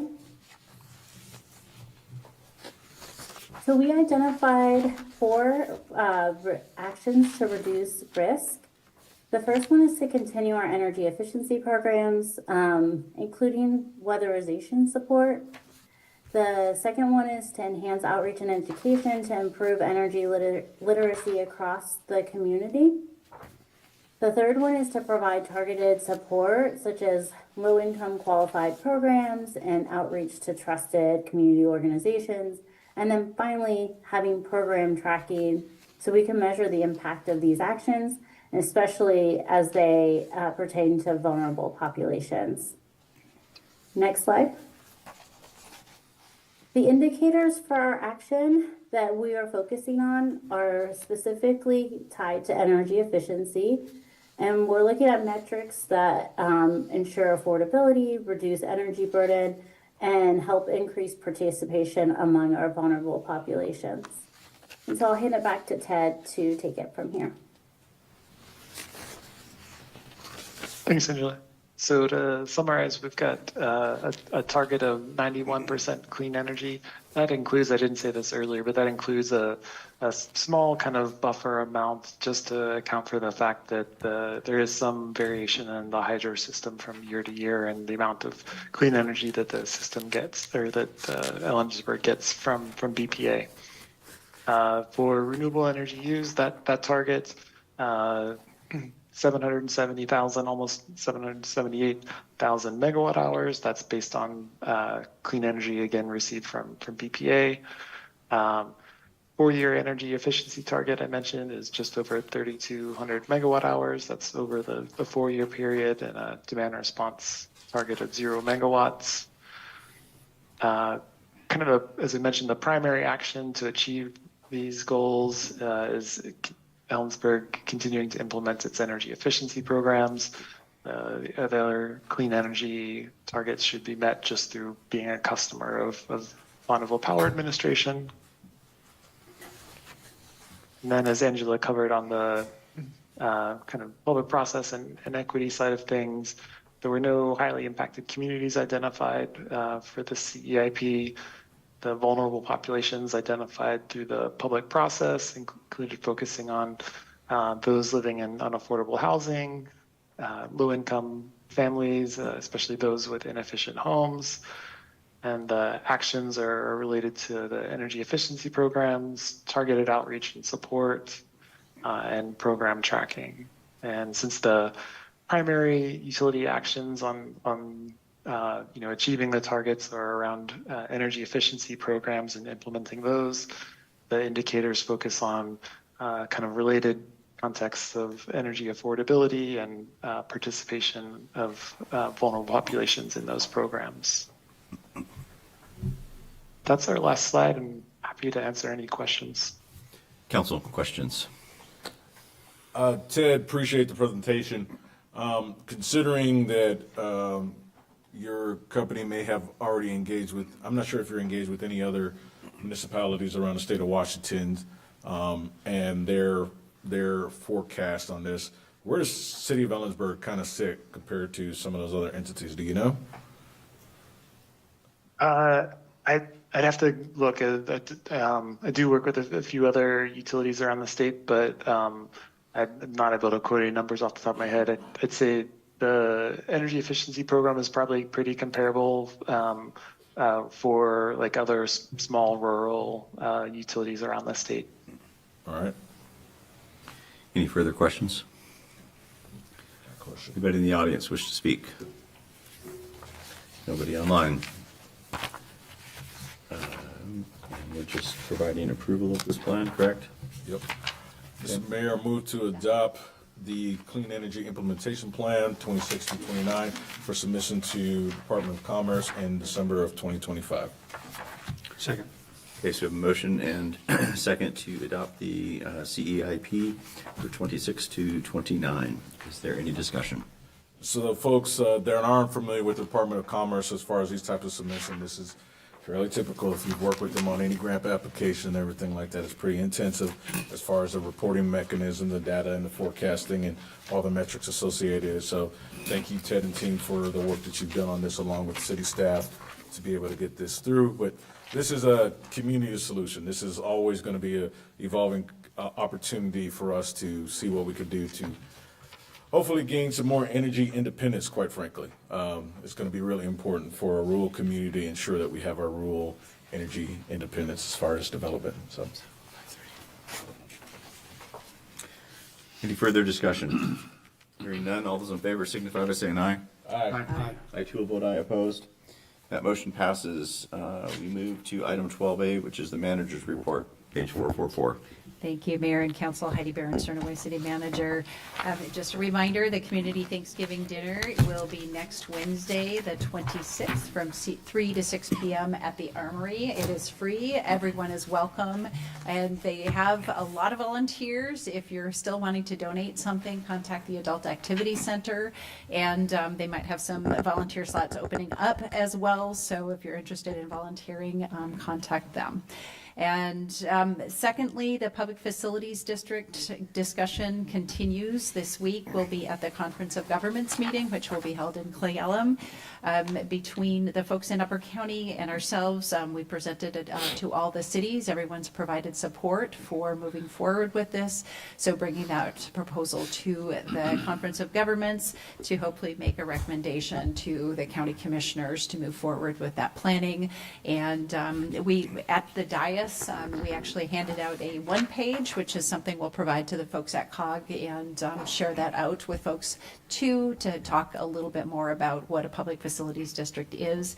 Our intent is to have this within Ellensburg to help fund our field house and also our pool replacement. And as mentioned earlier, we're moving forward with some planning for that in this budget. You approved the changes to the supplemental. We're actually moving forward with some planning for the pool replacement and redoing, looking at our current facility and finding a reuse. Doing a reuse study on that as well. So more on that as we move along. The cold weather shelter, a partnership with the county and our community, is planning tentatively to open on the 24th of this month, and that's at Grace Episcopal Church. We will need volunteers, and so as soon as we get the confirmation date, we'll help share out information. There will be volunteer shifts and training available. So again, folks are encouraged to participate in helping folks throughout the cold weather season to get shelter and to staff that facility. Congratulations, our transit measure was approved, 65% of the voters, and so we will be looking at transitioning at an April 1st date, and that means we will take the actions necessary to stop and rescind the transportation benefit district tax and do that replacement officially as of, and again, that's a net zero change for our sales tax rate in Ellensburg. It's just a replacement type of tax. So, and again, sales tax. The field house, we closed this last week on a field house RFQ, and just a reminder, this is a lease back. This is not your typical design bid build process. And so we will bring a recommendation to council for the next step. Our intent is to do that in December, and we're working with outside legal to do some third-party review and move that forward. So more on that and more on kind of the funding plan for that as well as we move forward. And our comprehensive plan continues at your next meeting. You will have a public hearing on the comprehensive plan recommendations and changes for 2025. And that is the end of my report. Council, any questions of the city manager?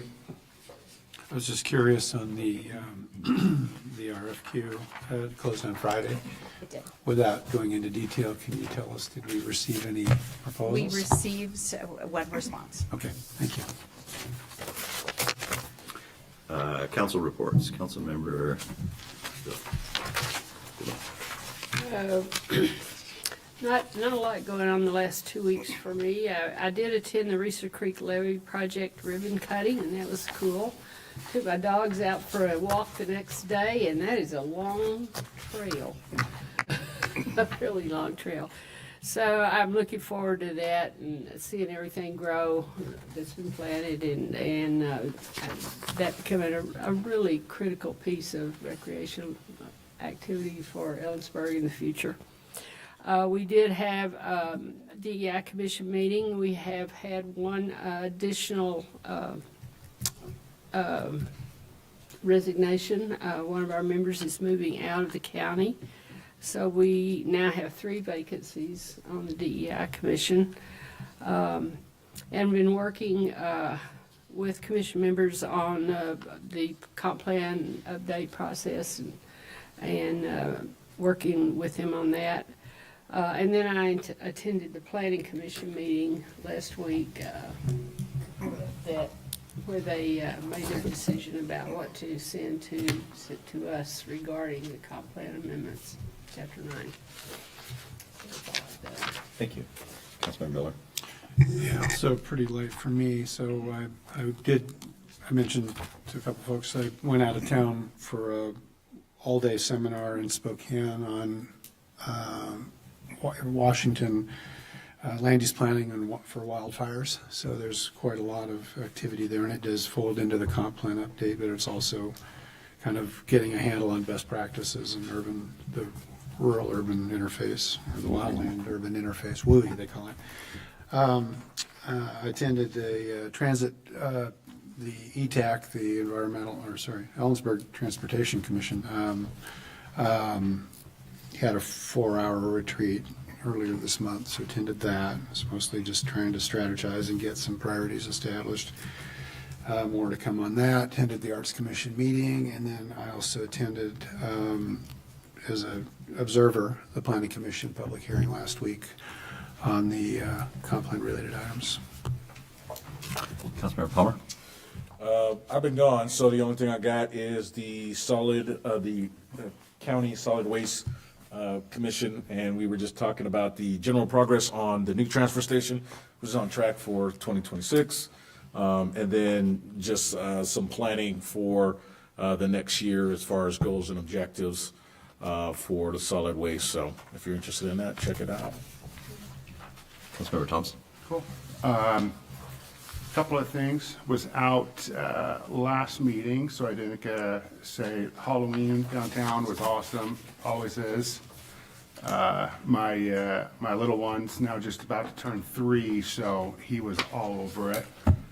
Want to congratulate, of course, Nancy and Delano on winning your elections. And one thing I like to remind people is that we agree on a lot more than we don't agree on. And so I think, we just keep doing what we're all trying to do, which is make Ellensburg a great, safe, awesome place to live, and looking forward to that. And I did want to say that I was saddened by Tylene's passing.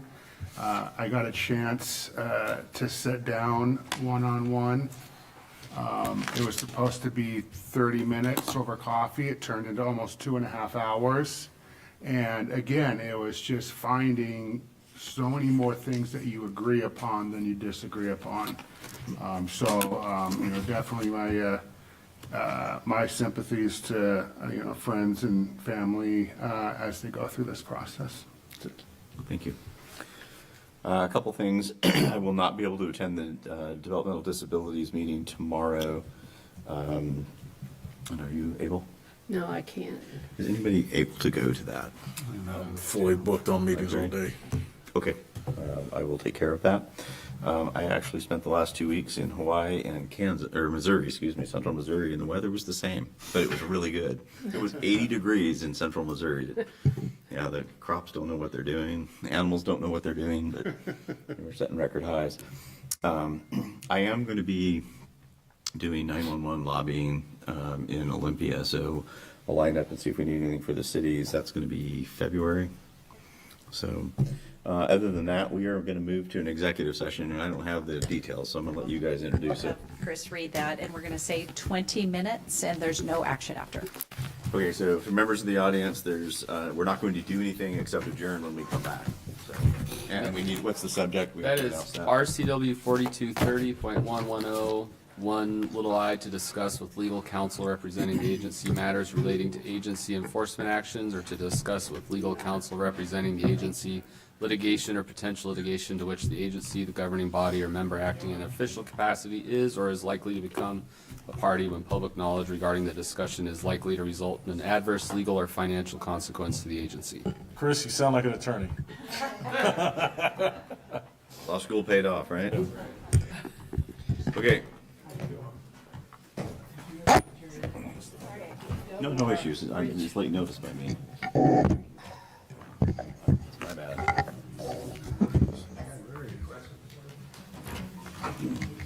Take a quick